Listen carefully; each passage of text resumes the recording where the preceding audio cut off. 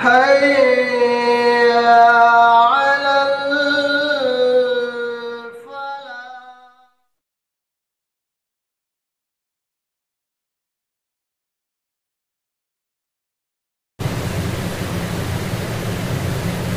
الحمد لله رب العالمين والصلاة والسلام على سيد المرسلين وعلى آله وصحبه أجمعين أما بعد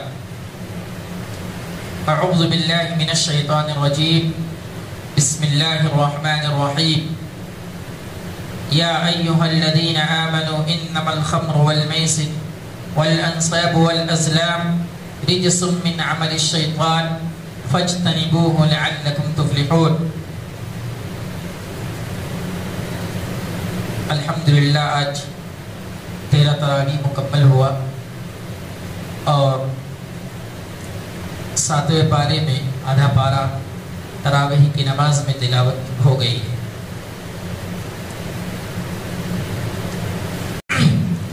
اللہ رب العالمین نے سورہ مائدہ کے اندر آج جو تلاوت کی گئی اس کی ایک آیت ہے، آیت نمبر 90 نمبر، جس میں اللہ رب العالمین نے ہر وہ چیز جس سے نشہ ہوتا ہو اس کے بارے میں اللہ رب العالمین نے کی وہ حرام ہے.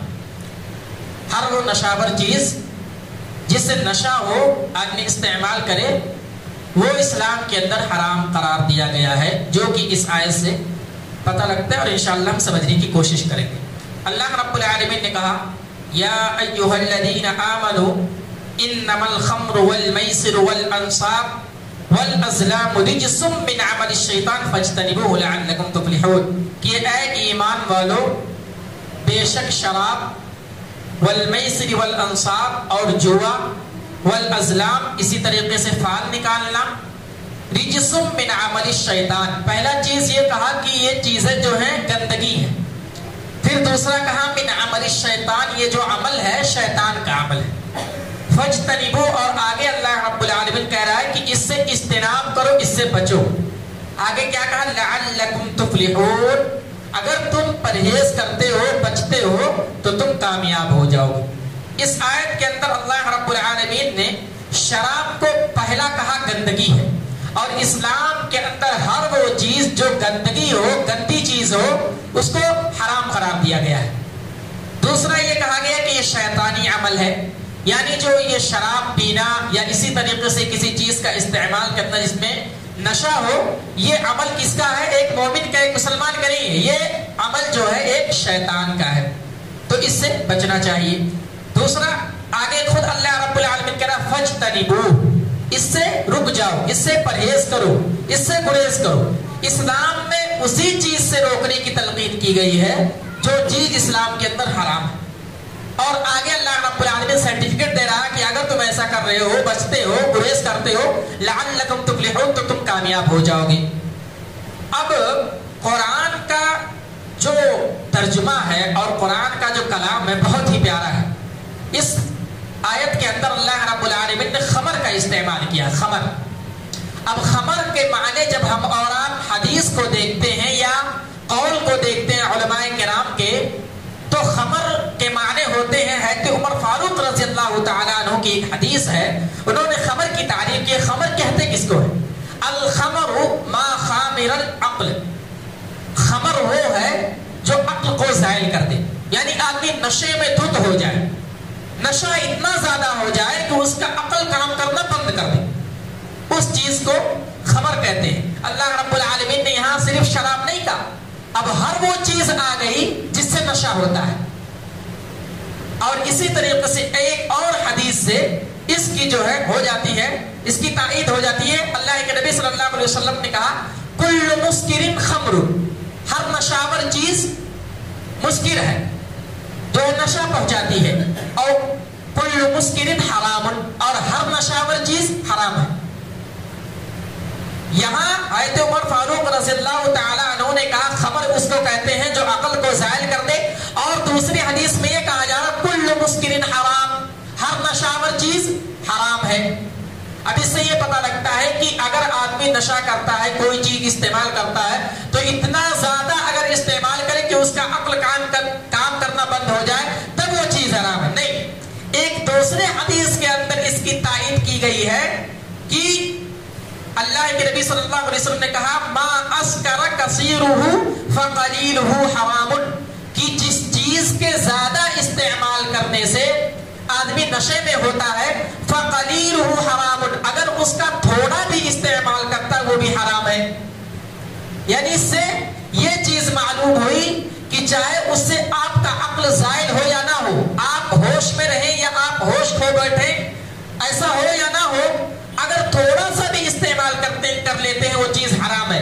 اب اس کے زمرے میں گٹکا آ گیا، پان آ گیا، بیڑی، سگریٹ، تمباکو، یہ ساری چیزیں آ گئی. گرچہ آپ کھاتے آپ ایک دم نشے میں دھت نہیں ہو جاتے ہیں، آپ کا عقل کام کرتا ہے، لیکن آپ گرچہ کی اس کا تھوڑا سا بھی استعمال کر رہے ہیں. اور اللہ کے نبی صلی اللہ علیہ وسلم کا ما اسکر کثیرہ، وہ چیز جس کے زیادہ استعمال کرنے سے آدمی نشے میں دھت ہو جاتا ہے، فقلیل حرام، اس کا کم استعمال کرنا بھی حرام ہے.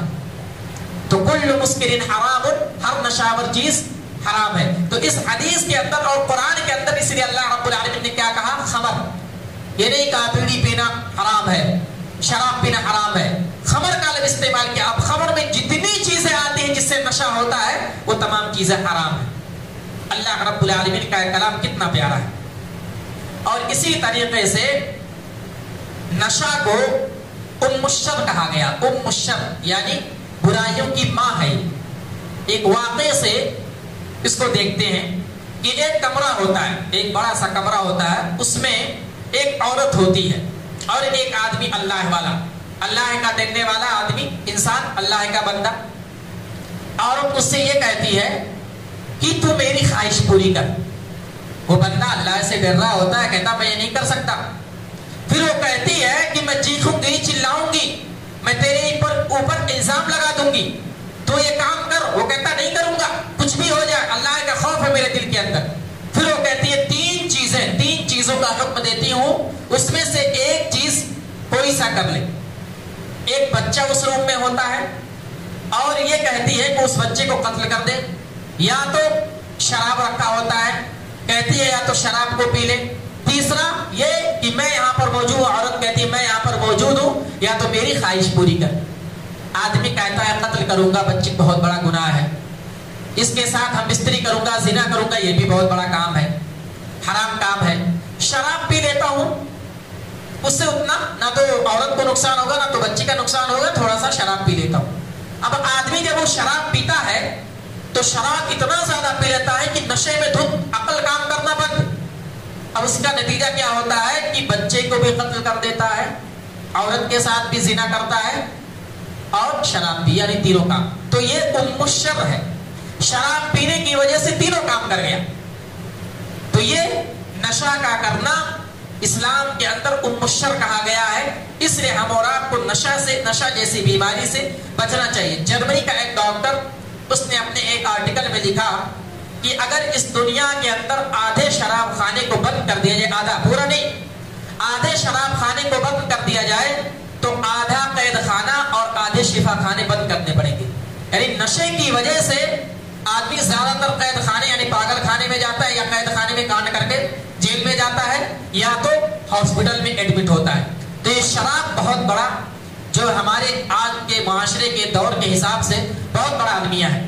اور شراب ہی نہیں، آدمی انجیکشن لیتا ہے، ڈرگس لیتا ہے، چرس، گاجا، یہ تمام جو ہے چیزیں نشے میں آتی ہیں اور خمر میں آتی ہیں. اس لیے قرآن نے کہا انما الخمر والمیسر، یہ تمام خمار کی چیزیں ہیں، اللہ رب العالمین نے اس کو حرام کر دیا. ایک دوسرے مقام پر اللہ رب العالمین نے قیامت کا نقشہ کھینچتے ہوئے کچھ یوں بیان فرمایا ہے کہ اللہ رب العالمین جب کل قیامت کے دن لوگوں کو جمع کرے گا تو لوگوں کے ساتھ ساتھ رسولوں کو بھی اللہ رب العالمین جمع کرے گا. تمام انبیاء جو اس دنیا کے اندر آئے، نبی آئے، رسول آئے، سب کو اللہ رب العالمین جمع کرے گا. یوم یجمع اللہ الرسل فیقول ماذا اجبتم، اس دن جب اللہ رب العالمین تمام رسولوں کو جمع کر لے گا، فیقول، اور کہے گا ماذا اجبتم، تمہارے بارے میں لوگوں کی کیا رائے ہے، تمہارے بارے میں لوگوں کا کیا جواب ہے. اللہ رب العالمین کا یہ سوال ہوگا رسولوں سے. کس سے؟ رسولوں سے، جو اللہ کے رسول، اللہ کے نبی بنا کر کے اس دنیا کے اندر بھیجے گئے، جن سے گناہ اور خطا لغزش ہو ہی نہیں سکتی. ان سے اللہ رب العالمین سوال کر رہا ہے کہ लोगों के बारे में, तुम्हारे बारे में लोगों का मशवरा क्या है, राय क्या है? तुमने दीन का काम किया, लोगों तक इस्लाम का पैगाम पहुंचाया, कुरान की बातें या हदीस या जो तुम्हें किताब दी गई उसके बारे में बातें पहुंचा दी। अल्लाह रब्बुल आलमीन का सवाल होगा, रसूल कांप जाएंगे, थर थर कांप रहे होंगे, लर्ज़तारी होगी, बोलने की सकत नहीं होगी, बोल नहीं सकेंगे। अल्लाह रब्बुल आलमीन की जलाल ऐसी है, जल्ल जलालहू है, उसकी जो है जलालत इतनी खतरनाक होगी, रसूल पूरे परेशान होंगे, इतने ज्यादा खौफ में मुब्तला होंगे। और रसूलों का क्या जवाब होगा? क़ालू ला इल्म लना, वो जवाब ना दे सकेंगे, कहेंगे अल्लाह रब्बुल आलमीन हम नहीं जानते, हमको इसका इल्म नहीं है। ये नफी क्यों होगी? डर की वजह से, खौफ की वजह से। ये किसका मामला है? रसूलों का, नबियों का, हम और आपका नहीं, रसूलों का, जो अल्लाह के बरगुज़ीदा बंदे, जिनको अल्लाह रब्बुल आलमीन चुन करके इस दुनिया के अंदर भेजता कि लोगों को जाकर के जो है इस्लाम की बातें बतलाओ, अल्लाह की बातें बतलाओ, बुराई से रोको, भलाई की तरफ दावत दो। उनसे अल्लाह रब्बुल आलमीन पूछ रहा, भला बताइए कि लोगों का तुम्हारे बारे में क्या मशवरा है, क्या राय है, तुमने दीन का काम किया? रसूल हालांकि अपनी बातें पहुंचा चुके हैं, पूरी बात अपनी तरफ से उन्होंने कोशिश की होगी, लेकिन उसके बावजूद क्या कहेंगे? क़ालू ला इल्म लना, अल्लाह रब्बुल आलमीन हमको इल्म नहीं है। ये जवाब क्यों होगा? अल्लाह का खौफ, अल्लाह की लर्ज़तारी होगी। फरिश्तों के बारे में आता है युसब्बिहून अल-लैल वन-नहार ला यफ्तुरून, कि फरिश्ते वो हैं जो अल्लाह रब्बुल आलमीन की हमेशा तारीफ करते हैं, तस्बीह बयान करते हैं, लेकिन इतना कांपते, थर थर थर कांपते रहते हैं। अल्लाह की जलाल और अल्लाह की कैफियत ऐसी होती है अल्लाह रब्बुल आलमीन की कि रसूलों, फरिश्तों, नबियों कोई जवाब नहीं दे सकता अल्लाह रब्बुल आलमीन के साथ। तो कयामत का नक्शा खींच करके ये बतलाया गया है कि अल्लाह रब्बुल आलमीन रसूल से सवाल करेगा तो रसूल जवाब ना दे पाएंगे। किस वजह से? खौफ की वजह से।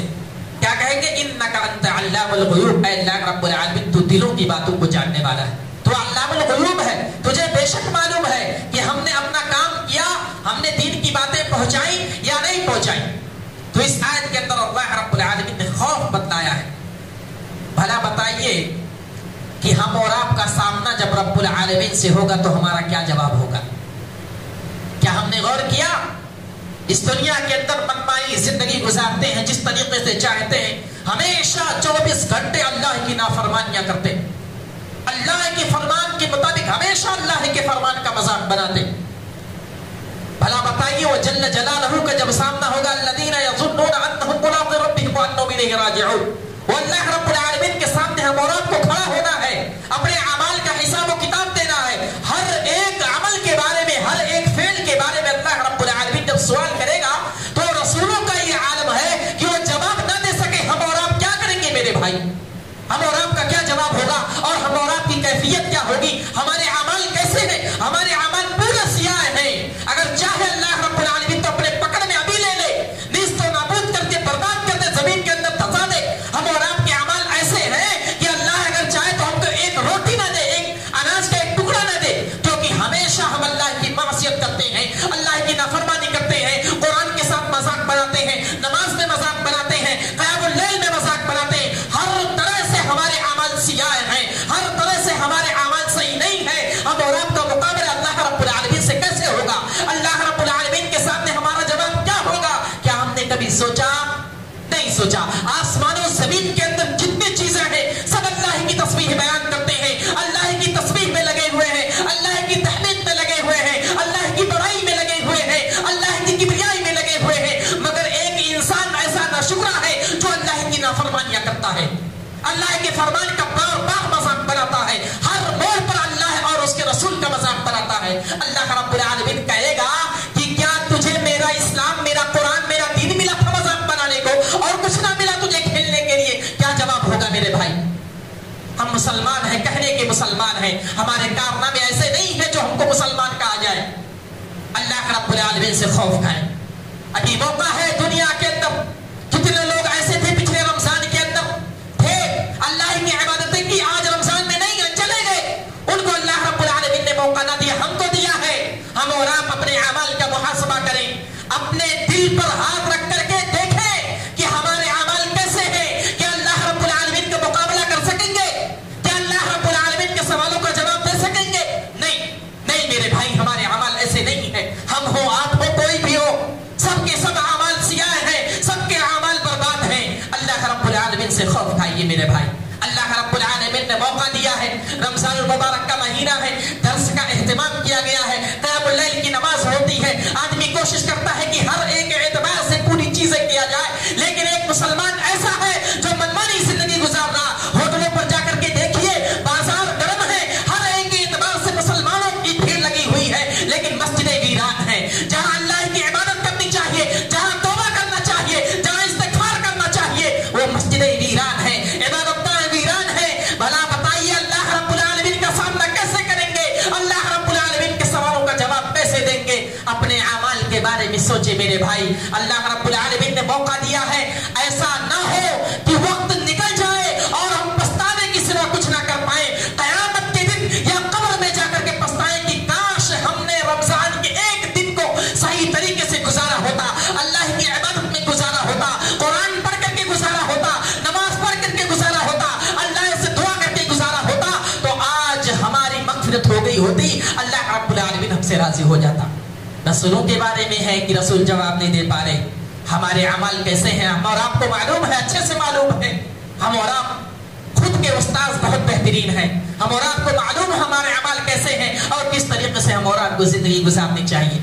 एक इंसान नमाज को छोड़ करके, क़यामुल लैल को छोड़ करके, दर्स को छोड़ करके अपने आप को बहुत अक्लमंद आदमी समझता है। नहीं, जो आदमी कुरान से दिल लगाएगा, कुरान और हदीस को सुनेगा, उसके मुताबिक अपनी जिंदगी गुजारेगा, सही मानों में कामयाब वही है। इस दुनिया के अंदर दर्जे चंद रोजा आपकी इज्जत करें, लोग तकरीम करें, आपको अच्छे अंदाज में बुलाएं, आपकी तकरीम करें, आपको नजरों पर बिठाएं, अपने सर पे बिठाएं, दुनिया की जिंदगी है। आखिरत में अल्लाह रब्बुल आलमीन के सामने अगर कोई बरगुज़ीदा बंदा होगा जिसके अमाल सही होंगे, जिसके अमाल में नमाजें दर्ज होंगी, जिसके अमाल में कुरान और हदीस की बातें दर्ज होंगी, वही अल्लाह की नजर में महबूब होगा। इस दुनिया के अंदर आप माल और दौलत देके, किसी को रिश्वत देके अपना नाम ऊंचा करा सकते हैं, वहां रिश्वत काम ना आएगी। अल्लाह रब्बुल आलमीन इन सब चीजों को नहीं देखेगा, सिर्फ दिल को देखेगा। तो क़यामत के बारे में हम और खौफ खाएं। इसी तरीके से हज़रत ईसा अलैहि सलाम की दुआ का तज़किरा अल्लाह रब्बुल आलमीन ने किया। मैं अपनी बात को खत्म करता हूँ। अल्लाह रब्बुल आलमीन ने हज़रत ईसा अलैहि सलाम की दुआ का जिक्र करते हुए कहा, इन तुअज़्ज़िबहुम फ़इन्नहुम इबादुक व इन तग़फ़िर लहुम फ़इन्नका अंतल अज़ीज़ुल हकीम। हज़रत ईसा अलैहि सलाम रब्बुल आलमीन से दुआ कर रहे हैं। हर एक नबी अपनी उम्मतियों के बारे में बहुत ज़्यादा परेशान हुआ करता था। सबसे ज़्यादा अगर अपनी उम्मत के बारे में कोई नबी परेशान हुआ है तो हमारे आखिरी नबी जनाब मोहम्मद अरबी सल्लल्लाहु अलैहि वसल्लम है। लेकिन हमारे अमाल देखिए, कल क़यामत के दिन नबी अकरम सल्लल्लाहु अलैहि वसल्लम को क्या मुँह दिखाएंगे? वो नबी जो हमारे खातिर पत्थरों से मार खाया। ताइफ में जब गए इस्लाम की बातें फैलाने के लिए, लोगों ने औबाशों और बदमाशों ने पत्थरों से मारा। अल्लाह के नबी सल्लल्लाहु अलैहि वसल्लम ने उनको बद्दुआ नहीं दी, उनको दुआ दी, अल्लाह रब्बुल आलमीन उनको हिदायत दे। इनको मालूम नहीं है कि मैं कौन हूँ, मैं अल्लाह का रसूल हूँ, अल्लाह की बातें पहुँचाता हूँ। वो नबी जो हमारे लिए रातों रातों रोया करता था कि अल्लाह रब्बुल आलमीन मेरी उम्मत को बख्श दे। हमारी उम्मत नबी अकरम सल्लल्लाहु अलैहि वसल्लम के मानने वाले हम और आप कहाँ जा रहे? पूरी जिंदगी कहाँ गुजारे? मासियतों में, शराब खानों में, अड्डों में, गलत जगहों में, मासियत कामों में, बुराइयों में जिंदगी गुजार दी। वो नबी जो हमारे लिए इतना परेशान, हमको एक लम्हे के लिए फिक्र नहीं कि अल्लाह के नबी सल्लल्लाहु अलैहि वसल्लम ने कितनी कुर्बानियां दी। हज़रत ईसा अलैहि सलाम अपने उम्मतियों के बारे में सवाल कर रहे हैं, अल्लाह रब्बुल आलमीन से दुआ कर रहे हैं, इन तुअज़्ज़िबहुम फ़इन्नहुम इबादुक। अल्लाह रब्बुल आलमीन, जो मेरे उम्मतियों में जो लोग खताकार हैं, गुनहगार हैं, अगर तू चाहे तो उनको बख्श दे, अगर तू चाहे तो उनको बख्श दे, तेरी जात है, तू जो चाहे करे। इन तुअज़्ज़िबहुम फ़इन्नहुम इबादुक, अगर तू चाहे तो जो खताकार हैं, गुनहगार हैं, अल्लाह रब्बुल आलमीन तो उनको अजाब से दो चार कर दे। व इन तग़फ़िर लहुम, और अगर चाहे तो उनको बख्श दे। फ़इन्नका अंतल अज़ीज़ुल हकीम, तेरी जात ऐसी है जो अजीज है, हिकमत वाली है। इस आयत के बारे में आयत आयशा सिद्दीक़ा रज़ियल्लाहु तआला अन्हा बयान करती है कि एक मर्तबा नबी अकरम सल्लल्लाहु अलैहि वसल्लम तहज्जुद के लिए उठते हैं, नमाज पढ़ने के लिए, तहज्जुद के लिए नमाज पढ़ने के लिए उठते हैं, और ये आयत उनकी नजरों के सामने से गुजरती है। तहज्जुद की नमाज पढ़ते जाते हैं, हर एक रकात में यही दुआ पढ़ते रहते हैं, अपने उम्मत के लिए दुआ कर रहे हैं, अल्लाह रब्बुल आलमीन मेरे उम्मत में जो लोग नाफरमानियां कर रहे हैं, तेरी इबादत के खिलाफ अपनी जिंदगी गुजार रहे हैं, कुरान और हदीस के साथ मजाक बना रहे हैं, अल्लाह रब्बुल आलमीन अगर तू चाहे تو ان کو عذاب سے دوچار کر دے، اور اگر تو چاہے تو ان کو بخش دے۔ پوری نماز میں، تہجد کی پوری نماز میں یہی آیت پڑھتے رہے۔ ان کو اپنی امت کے بارے میں کتنا خوف تھا، کتنا ڈر تھا۔ اللہ کے نبی صلی اللہ علیہ وسلم بہت پریشان ہوا کرتے تھے اپنی امتیوں کے بارے میں کہ میری امتی کا کیا ہوگا، میرے ماننے والوں کا کیا ہوگا۔ اور اللہ کے نبی صلی اللہ علیہ وسلم ہمارے لیے دعائیں کرتے تھے۔ بہت ساری قومیں اس دنیا کے اندر آئی چلی گئی، اللہ رب العالمین نے ان کو نیست نابود کر دیا، عذاب سے دوچار کر دیا۔ کیوں؟ بہت زیادہ معصیت کرتی، نافرمانیاں کرتی۔ لیکن اللہ کے نبی صلی اللہ علیہ وسلم کو خوف ہوا۔ اللہ کے نبی صلی اللہ علیہ وسلم نے اللہ سے دعا کی، اے اللہ رب العالمین گزشتہ قومیں، پہلے کی جو قومیں تھی اللہ تیری نافرمانیاں کرتی تھی، اور تیری نافرمانی کی وجہ سے تو ان کو نست نابود کر۔ کبھی کوئی قوم ایسی جن کو ہوا چلایا گیا، ہوا چلاتے چلاتے ان کو برباد کر دیا گیا، کسی کے اوپر پتھر برسایا گیا، کسی کو زلزلہ آیا، تباہ و برباد ہو گئی۔ اللہ کے نبی صلی اللہ علیہ وسلم نے کہا، اللہ میری قوم کو تو برباد نہ کرنا، میری قوم کو اوپر عذاب نازل نہ کرنا۔ انہیں نبی اکرم صلی اللہ علیہ وسلم کی دعا کا اثر ہے جو ہم اور آپ بچے ہوئے ہیں۔ ہمارے اعمال اتنے صحیح نہیں ہیں کہ اللہ رب العالمین ہم اور آپ کو روزی دے، ہم اور آپ کو بخش دے، ہم اور آپ ایک دن بھی اس دنیا کے اندر رہ سکیں۔ نہیں، حدیث کے اندر آتا ہے کہ انسان کے اعمال ایسے ہو چکے ہیں کہ اللہ رب العالمین ان کے اعمال کے وجہ سے اس دنیا کے اندر بارش نہیں کرتا۔ کیڑے مکوڑے چیٹی جو ہیں ان کے وجہ سے اللہ رب العالمین اس دنیا پر بارش نازل فرماتا ہے۔ ہمارے اعمال ایسے ہیں، اپنے اعمال کے بارے میں محاسبہ کریں میرے مسلمان بھائیوں۔ یہ بار بار موقع نہیں ملتا ہے۔ رمضان المبارک کا مہینہ آتا ہے، مسلمانوں کے دلوں پر خوشی ہوتی ہے کہ نماز کا احترام کریں گے، قیام اللیل کا اہتمام کریں گے، درس و تدریس کا اگر موقع ملا تو قرآن و حدیث کو سنیں گے۔ آج جائیے دیکھیے آخری عشرہ 10 سے 12 دن ہو گیا، لگ بھگ اب دوسرا عشرہ پھر تیسرا عشرہ آئے گا۔ یہ سب سے زیادہ اہمیت و فضیلت کے عشرے ہیں۔ اس میں آدمی بازار کو گرم کیے ہوا ہے، ہوٹلوں پر گپے مار رہے ہیں، باتیں ہو رہی ہیں، لو و نعیم میں مبتلا ہیں۔ یہ مسلمان قوم ہے جسے کسی شاعر نے کیا خوب کہا تھا، یہ مسلمان ہے جسے دیکھ کے شرمائے یہود۔ یہود بھی شرماتے۔ ہم اور آپ اپنے اعمال کے بارے میں غور کریں۔ دیکھیے المیہ کیا ہے، 3 سے 4 لوگ درس سننے والے، بھلا بتائیے اس قوم کا کیا ہو سکتا ہے؟ اسی وجہ سے ہر جگہ ذلیل و خوار ہیں، رسوا ہیں، مارے جا رہے ہیں۔ یہی وجہ، ہمارے کارنامے ایسے ہیں۔ اللہ رب العالمین تو ہمیں کہنے سننے سے زیادہ عمل کرنے کی توفیق عطا فرمائے۔ اللہ رب العالمین جو ہم رمضان المبارک کے مہینے میں ٹوٹے پھوٹے چند لوگ جو قرآن و حدیث کی باتیں سن رہے ہیں، اللہ رب العالمین تو ان کی جائز خواہشات کو پوری فرما اور ہمارے اعمال میں اخلاص پیدا فرما۔ اللہ رب العالمین تو ہمارے ہر عمل کو قبول فرما۔ قیام اللیل کا ہم اہتمام کرتے ہیں، اللہ رب العالمین تو ہمیں ان تمام چیزوں کو کرنے کی توفیق عطا فرما۔ اور اللہ رب العالمین تیرا وعدہ ہے، من قام ایمانا و احتسابا غفر له ما تقدم من ذنبه، جو ایمان و احتساب کے ساتھ قیام اللیل کا اہتمام کرتا ہے تو اس کی مغفرت کرتا ہے اللہ رب العالمین۔ تو اس حدیث کے ذریعے سے، اس حدیث کے صدقے ہماری مغفرت فرما۔ اے اللہ رب العالمین ہم کو جب تک اس دنیا کے اندر ایمان و اسلام کی حالت میں رکھ، اور جب ہمارا خاتمہ ہو تو ایمان کی حالت میں ہو۔ آمین و آخر دعوانا الحمدللہ رب العالمین۔ السلام علیکم۔